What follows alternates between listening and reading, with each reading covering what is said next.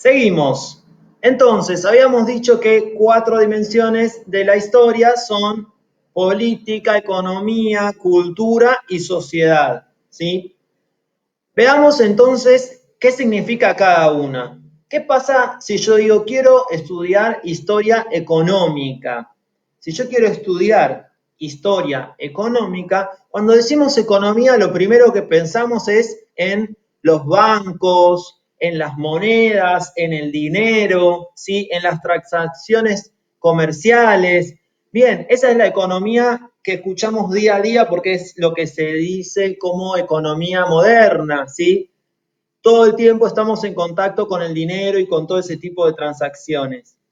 Ahora, la economía en realidad tiene un sentido más amplio y ese sentido tiene que ver con cómo, de qué manera los seres humanos conseguimos todo lo que necesitamos para vivir, ¿sí? De qué manera nos vinculamos con la naturaleza para satisfacer nuestras necesidades. Parecido a lo que vimos en geografía con los recursos naturales. Eso es todos los elementos de la naturaleza que los seres humanos tomamos y transformamos para sobrevivir y para satisfacer nuestras necesidades. Entonces, hoy, claro, necesito dinero para ir al supermercado chino a comprar comida, pero en la prehistoria, en el paleolítico, era otra la forma, o sea, hace 50.000 años,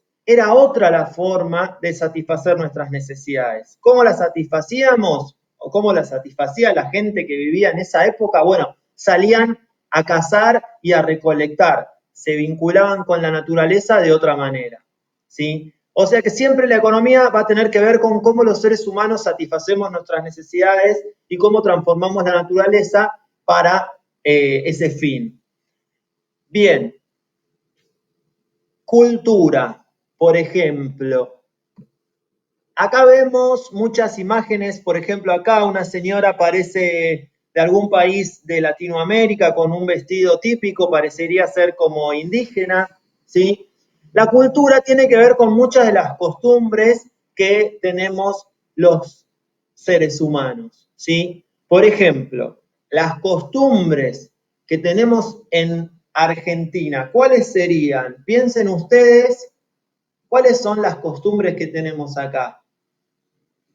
Bueno, digo algunas yo, por ejemplo, nos gusta comer asado, nos gusta tomar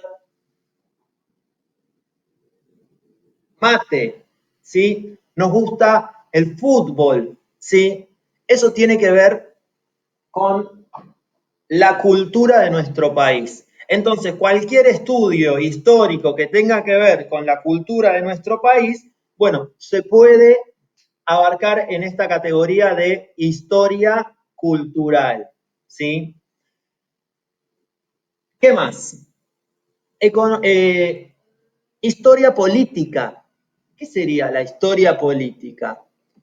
Bueno, la historia política va a tener que ver con cómo se maneja una determinada sociedad en función del poder. ¿Es una sociedad donde son todos iguales? ¿O es una sociedad donde hay autoridades y otros que obedecen? ¿O donde hay privilegiados y otros que tienen que trabajar más? ¿Sí? Bueno, todo eso se vincula con la política. ¿Qué pasa con los derechos de las personas, por ejemplo? ¿Todas las personas pueden decidir cómo se organiza esa sociedad o hay un grupo determinado que toma las decisiones por los demás? Cuando pensemos en eso vamos a estar pensando en la política, ¿sí? En la historia política. Bien,